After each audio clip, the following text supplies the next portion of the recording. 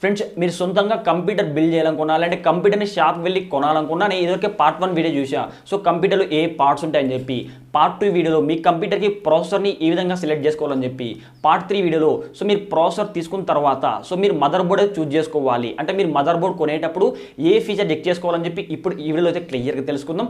Friends ముందుగా మీరు mother board కొనాలనుకుంటే ఇందుకే మనకి మదర్ బోర్డ్ అనేది ఏ విధంగా వర్క్ అవుతుందంటే సో మదర్ బోర్డ్ అంటే మీకు ఎగ్జాంపుల్ చెప్తా చూడండి. సో మనకు ఇంటి పునాది అనుకోండి, ఇంటి పునాది బాగుంది అనుకోండి, సో ఇల్లు మొత్తం మనం బాగా కట్టుకోవచ్చు. అంటే పునాది కొంచెం పెద్దగా ఉంటే ఇల్లు రూమ్స్ అన్ని కొంచెం పెద్దగా అంటే బెడ్రూమ్ కానీ హాల్ కానీ కిచెన్ కానీ సో బాత్రూమ్స్ కానీ ఇలా మొత్తం అన్ని కట్టుకోవచ్చు పునాది మీద అయితే.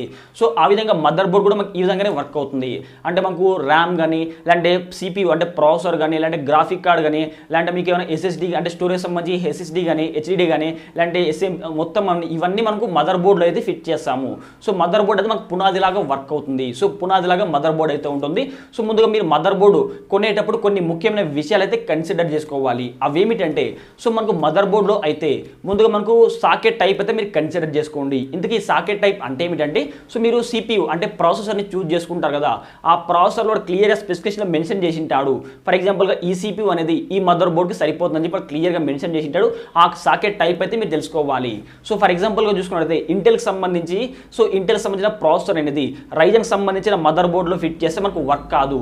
లేదా రైజన్కి సంబంధించిన ప్రాసెసర్ అనేది ఇంటెల్కి సంబంధించి మదర్ బోర్డ్లో ఫిట్ చేస్తే మనకు వర్క్ కాదు.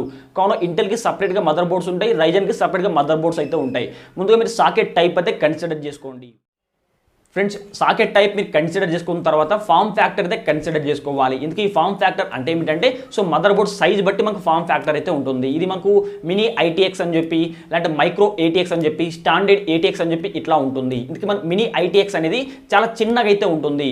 సో మనకు చాలా చిన్నగా అయితే ఉంటుంది. ఇది కొంచెం చూడండి, దీంట్లో ఎక్కువ అయితే మనకు స్లాట్స్ అయితే ఉండవు. అంటే ర్యామ్కి సంబంధించి కానీ ఇందులో కేవలం చూడండి 2 ర్యామ్ స్లాట్స్ మాత్రమే ఉంటాయి. సో ఒక జీపీయూ మాత్రమే అంటే ఒక గ్రాఫిక్ కార్డ్ మాత్రమే యూజ్ చేసుకోవచ్చు. అంటే 6 SATA పోర్ట్స్ అయితే ఉంటాయి. ఎందుకంటే చాలా చిన్నగా అయితే ఉంటుంది, దీని ప్రైస్ కూడా తక్కువ ఉంటుంది. సెకండ్ వచ్చేసి మనకు మైక్రో ఏటీఎక్స్. ఇది మనకు మీడియంగా ఉంటుంది. ఇందులో మనకు 4 ర్యామ్ స్లాట్స్ అయితే ఉంటాయి. అంటే 4 ర్యామ్లు అయితే యూజ్ చేసుకోవచ్చు. ఫర్ ఎగ్జాంపుల్గా 8GB ర్యామ్లు అనుకోండి, ఇవి 4 ఒకేసారి యూజ్ చేసుకోవచ్చు. లేదంటే 32GB ర్యామ్ అనుకోండి, సో 4 ర్యామ్లు అయితే ఇన్స్టాల్ చేసుకోవచ్చు. లేదంటే ఇందులో మనకు మొత్తం 2 గ్రాఫిక్ అంటే 3 గ్రాఫిక్ కార్డ్స్ అయితే ఇందులో యూజ్ చేసుకోవచ్చు. SATA పోర్ట్స్ చూసుకుంటే ఇందులో మనకు 8 SATA పోర్ట్స్ అయితే యూజ్ చేసుకోవచ్చు. సో 8 SATA పోర్ట్స్ అయితే ఉంటాయి. మనకు థర్డ్ వచ్చేసి స్టాండర్డ్ ఏటీఎక్స్. ఇది కొంచెం చాలా పెద్దగా అయితే ఉంటుంది. ఇందులో మనకు చూడండి సో మొత్తం మనకు అప్ టు 8 ర్యామ్స్ అయితే ఇన్స్టాల్ చేసుకోవచ్చు. మొత్తం 8 ర్యామ్ స్లాట్స్ అయితే ఉంటాయి ఇందులో. సో 8 ర్యామ్స్ అయితే మనం ఇన్స్టాల్ చేసుకోవచ్చు. ఇందులో గ్రాఫిక్ కార్డ్ విషయానికి వస్తే స్టాండర్డ్ ఏటీఎక్స్ మదర్ బోర్డ్లో చూసుకుంటే 4 గ్రాఫిక్ కార్డులు అయితే ఇన్స్టాల్ చేసుకోవచ్చు. SATA పోర్ట్స్ చూసుకుంటే మీకు 12 SATA పోర్ట్స్ అయితే ఉంటాయి. సో మీకు ఇక్కడ అర్థమైపోతుంది సో మీ మదర్ బోర్డ్ అనేది ఎంత పెద్దగా ఉంటే అన్ని ఎక్స్పెన్షన్ స్లాట్స్ అయితే ఉంటాయి. సో మీకు చూడండి మినీ ఐటీఎక్స్ మదర్ బోర్డులో కేవలం 2 ర్యామ్ స్లాట్స్ మాత్రమే ఉంటాయి. అదే మీకు మైక్రో ఏటీఎక్స్లో అనుకోండి ఇది కొంచెం పెద్దగా అయితే ఉంటుంది. సో ఇందులో మీకు 4 ర్యామ్ స్లాట్స్ ఉంటాయి. అదే మీకు స్టాండర్డ్ ఏటీఎక్స్ మదర్ బోర్డులో అనుకోండి 8 ర్యామ్ స్లాట్స్ అయితే ఉంటాయి. సో ఇక్కడ మీకు అర్థమైపోయి ఉంటుంది ఈ మదర్ బోర్డ్ కొంచెం ఎంత పెద్దగా ఉంటే అన్ని ఎక్స్పాన్షన్ స్లాట్స్ అయితే ఉంటాయి. సో మీకు మదర్ బోర్డ్ చిన్నగా ఉందనుకోండి సో మీరు తక్కువ అంటే ఎక్స్పాండ్ చేసుకోలేరు. సో మీకు మదర్ బోర్డ్ ఎంత పెద్దగా ఉంటే అంత బెస్ట్. సో దీంతో ఈ మదర్ బోర్డు మనకు గేమింగ్ సంబంధించి సపరేట్ మదర్ బోర్డ్స్ అయితే ఉంటాయి. సో గేమింగ్ మదర్ బోర్డ్స్ కూడా మీరు కొనుక్కోవచ్చు. సో మీరు మాక్సిమం చూడండి సో మీ దగ్గర బడ్జెట్ ఉందనుకోండి so standard ATX mother board తీసుకోండి. దీంట్లో మీకు చాలా ఎక్స్పెన్సివ్ స్లాట్స్ అయితే ఉంటాయి. లేదు మిడ్ రేంజ్లో అనుకోండి మైక్రో ఏటీఎక్స్ మదర్ బోర్డ్స్ అయితే మీరు తీసుకోవచ్చు. దాంతోపాటు సో మీ మదర్ బోర్డ్కి అయితే ఓవర్ క్లాకింగ్ సపోర్ట్ ఉందో మీరు చెక్ చేసుకోండి. ఎందుకంటే చాలామంది గేమ్స్ ఆడే వాళ్ళు అయితే సో వాళ్ళ సిపియూని అయితే అంటే ఓవర్ క్లాక్ చేయాలనుకుంటారు, అంటే ఎక్కువ పర్ఫార్మెన్స్ అయితే ఉంటుంది. అందుకని చెప్పి మీ మదర్ బోర్డ్లో ఓవర్ క్లాకింగ్ సపోర్ట్ ఉందో చెక్ చేసుకోండి. ఇంటెల్ విషయానికి వస్తే జెడ్ సిరీస్ లేదా ఎక్స్ సిరీస్ గల మదర్ బోర్డ్లో మాత్రమే ఓవర్ క్లాక్ చేసుకోవచ్చు. అదే మీకు ఏఎండి విషయానికి వస్తే బి సిరీస్ లేదా ఎక్స్ సిరీస్ మదర్ బోర్డ్లో మాత్రమే ఓవర్ క్లాక్ చేసుకోవచ్చు. కేవలం ఈ సిరీస్లో మాత్రమే మీరైతే మీ సిపియూను ఓవర్ క్లాక్ చేసుకోవచ్చు. కాబట్టి మీరు ఓవర్ క్లాక్ ఫీచర్ కూడా ఉందో చెక్ చేసుకోవాలంటే ఈ సిరీస్ మదర్ బోర్డ్ మాత్రమే తీసుకోండి. దీని ప్రైస్ కూడా మీకు ఎక్కువైతే ప్రైస్ అయితే ఉంటుంది. దాంతోపాటు మీ మదర్ బోర్డ్లో సో ర్యామ్ టైప్ అయితే మీరు కన్సిడర్ చేసుకోవాలి. సో మనకు ర్యామ్ టైప్ చేసుకుంటే మనకు DDR3 అని చెప్పి DDR4 అని చెప్పి DDR5 ర్యామ్ అని చెప్పి ఇట్లా ఉంటుంది. సో మనకు ర్యామ్ అయితే దీనికి ఒక ఫ్రీక్వెన్సీ అయితే ఉంటుంది. దీన్ని మెగా హెడ్స్లో కొలుస్తారు. అంటే 3200 మెగా హెడ్స్ అని చెప్పి 3800 మెగా హెడ్స్ అని చెప్పి ఇలాంటి మీకు 4200 మెగా హెడ్స్ అని చెప్పి ఇట్లా ఉంటుంది. సో దీని వాల్యూ మనకి ఎక్కువ ఉందనుకోండి సో చాలా స్పీడ్ అయితే ఉంటుంది. మీరు మాక్సిమం చూడండి మీ మదర్ బోర్డ్లో DDR4 ర్యామ్ సపోర్ట్ అయితే ఉండాలి. సో మీకు ప్రజెంట్ అయితే DDR5 కూడా రన్నింగ్ అయితే అవుతుంది. సో DDR5 ర్యామ్ ఉంటే ఇంకొంచెం బెస్ట్, ఎందుకంటే మీకు చాలా స్పీడ్ అయితే ఉంటుంది. కావున దీని ఫ్రీక్వెన్సీ మీరు చెక్ చేసుకోండి. ఇప్పుడు మనకు 5800 మెగా హెడ్జ్ కానీ, లేదంటే 5200 మెగా హెడ్జ్ అని చెప్పి, లేదంటే 4800 మెగా హెడ్జ్ అని చెప్పి ఇట్లా ఉంటుంది. సో మీకు ర్యామ్ సంబంధించి ఫ్రీక్వెన్సీ కూడా ఎక్కువ ఉండాలి. సో మీరు లేటెస్ట్ ర్యామ్ అయితే మీరు అప్గ్రేడ్ లేటెస్ట్ ర్యామ్ ఉన్న మదర్ బోర్డ్ అయితే చూస్ చేసుకోండి. ఎందుకంటే ఫ్యూచర్ మీరు అప్గ్రేడ్ చేసుకోవచ్చు. మనం ప్రజెంట్ ఇప్పుడు DDR4 ర్యామ్ చేస్తున్నారు అనుకోండి, సో మీ మదర్ బోర్డ్కి DDR5 ర్యామ్ సపోర్ట్ చేస్తుంది అనుకోండి, అప్పుడు ఫ్యూచర్లో మీరు మళ్ళీ DDR5 ర్యామ్ అయితే అప్గ్రేడ్ చేసుకోవచ్చు. కావున ఈ ర్యామ్ కూడా మీరు కన్సిడర్ చేసుకోండి. అంటే మీకు దీని సో ఈ ర్యామ్ DDR4 DDR5 ఇది కూడా కన్సిడర్ చేసుకోండి. దాంతోపాటు దాని ఫ్రీక్వెన్సీ కూడా కన్సిడర్ చేసుకోండి, ఎంతవరకు సపోర్ట్ చేస్తుందని చెప్పి. ఇది క్లియర్గా స్పెసిఫికేషన్లో మెన్షన్ చేసి ఉంటాడు. సో అది కూడా చెక్ చేసుకోండి. నెక్స్ట్ గ్రాఫిక్ కార్డ్ సంబంధించి పోర్ట్ కూడా మీరు కన్సిడర్ చేసుకోండి. సో గ్రాఫిక్ కార్డ్ విషయానికి వస్తే మనకు 4.0x16 అని చెప్పి, అంటే దీన్ని PCIe అని చెప్పి కూడా క్లియర్గా మెన్షన్ చేసి ఉంటాడు. PCIe అని చెప్పేసి 4.0x16 అని చెప్పి, లేదంటే 3.0x8 అని చెప్పి, లేదంటే 2.0x4 అని చెప్పి ఇట్లా క్లియర్గా మెన్షన్ చేసి ఉంటాడు. సో ఇది కూడా దీని వాల్యూ ఎక్కువ ఉందనుకోండి, మీకు చాలా స్పీడ్ అయితే ఉంటుంది, లేదంటే చాలా స్లో అయితే ఉంటుంది.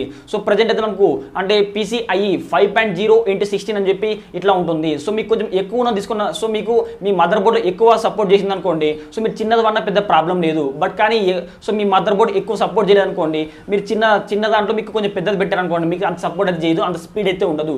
కావున ఈ జీపీకి సంబంధించి గ్రాఫిక్ కార్డ్కి సంబంధించి మీరు చెక్ చేసుకోవాలి. ఇది మనకు PCIe అని చెప్పేసి PCIe 4.0x16 అని చెప్పి, PCIe 5.0x16 అని చెప్పి ఇట్లా క్లియర్గా మెన్షన్ చేసి ఉంటాడు. సో దీని వాల్యూ మనకు ఎంత ఎక్కువ ఉంటే అంత బెస్ట్, ఎందుకంటే అంత స్పీడ్ అయితే ఉంటుంది.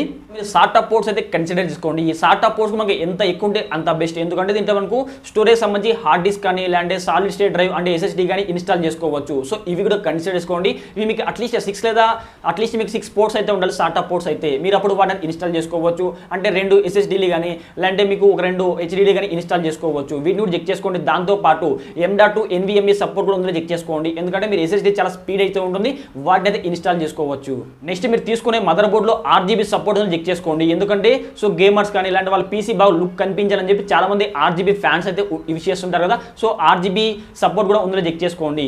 దాంతోపాటు so on board wifi option కూడా ఉందో చెక్ చేసుకోండి. ఆన్ బోర్డ్ వైఫై ఆప్షన్ ఉంటే మీకు చాలా బెస్ట్. ఒకవేళ లేకపోతే మళ్ళీ సపరేట్గా మళ్ళీ సో మీరైతే వైఫై అడాప్టర్ తీసుకోవాలి. దాంతోపాటు మీరు డిస్ప్లేకి సంబంధించి పోర్ట్స్ కానీ, ఇలాంటి ఆడియో పోర్ట్స్ అని చెప్పి, ఇలాంటి HDMI కానీ, ఇలాంటి USB కానీ ఇట్లాంటి పోర్ట్స్ అన్ని ఉండాలి చెక్ చేసుకోండి. దాంతోపాటు ప్రజెంట్ మనకు Type-C కూడా ఉంటుంది. సో ఈ ఫీచర్స్ అన్ని అంటే ఈ పోర్ట్స్ అన్ని ఉండాలి కూడా చెక్ చేసుకోండి. దాంతోపాటు సో చాలా మంది డౌట్ ఏమంటే భయ్యా మేము మదర్ బోర్డ్లో బెస్ట్ బ్రాండ్స్ ఏం తీసుకోవాలని చెప్పేసి, మనకు GigaBytes అయితే బెస్ట్ అయితే ఉంటుంది. దాంతోపాటు MSI కానీ, లేదంటే ASUS కానీ, లేదంటే మనకు ASRock అని చెప్పి ఇట్లాంటి కంపెనీస్ అయితే చాలా బెస్ట్ అయితే ఉంటాయి. సో ఈ కంపెనీస్ అని మనకు మదర్ బోర్డ్స్ అయితే మ్యానుఫ్యాక్చరింగ్ చేస్తుంటాయి. ఫ్రెండ్స్ మీకు కానీ ఈ వీడియో నచ్చితే తప్పకుండా వీడియో లైక్ చేయండి. ఫ్రెండ్స్ మీరు కానీ సొంతంగా ఒక PC బిల్డ్ చేయాలనుకుంటే మీకు ఏమైనా డౌట్స్ ఉన్నట్టయితే ప్రతి ఒక్కరిని ఒక టెలిగ్రామ్ గ్రూప్ లింక్ ఇస్తాను, గ్రూప్లో జాయిన్ అయిపోయి నాకు అక్కడ మెసేజ్ చేస్తే సో మీకు ఏమైనా డౌట్స్ నేను క్లారిఫై చేస్తాను. అందుకోసం ప్రతి ఒక్కరు కూడా టెలిగ్రామ్లో జాయిన్ అవ్వండి. నేను ఇదివరకు ఒక CPU కొనేటప్పుడు మీరు ఏ ఫీచర్ చెక్ చేసుకోవాలని చెప్పి, లేదంటే కంప్యూటర్ కాంపోనెంట్స్ ఏమని చెప్పి ఆల్రెడీ వీడియో చేశాను. ఆ వీడియో లింక్స్ అన్ని నేను వీడియో కింద డిస్క్రిప్షన్ లింక్ చేశాను, అక్కడ ఆ వీడియో చూడవచ్చు. అదే రేపైతే గ్రాఫిక్ కార్డ్ కొనేటప్పుడు మీరు ఏ ఫీచర్ చెక్ చేసుకోవాలని చెప్పి వీడియో చేస్తాను. ఆ వీడియో లింక్ నేను వీడియో కింద డిస్క్రిప్షన్ లింక్ చేస్తాను, ఆ వీడియో చూడవచ్చు. ఫ్రెండ్స్ మీకు కానీ వీడియో తప్పకుండా వీడియో లైక్ చేయండి. ఇంకా మీకు డౌట్స్ ఉన్నా కూడా ఈ వీడియో లైక్ చేసి వీడియో కింద కామెంట్ చేయండి. ఇలాంటి మరిన్ని వీడియోస్ కోసం ప్రతి ఒక్కరి వీడియో కింద అడగల్లో కనబడుతున్న సబ్స్క్రైబ్ చేసుకోండి. పక్కన గంట సింబల్ వస్తుంది, ప్రతి ఒక్కరు ఆ బెల్ ఐకాన్ ట్యాప్ చేస్తే ఆల్ సింబల్ రావడం జరుగుతుంది. ఆల్ సింబల్ క్లిక్ చేసి మన ఛానల్లో అప్లోడ్ చేసే ప్రతి ఒక్క వీడియో మీ నోటిఫికేషన్ పొందవచ్చు.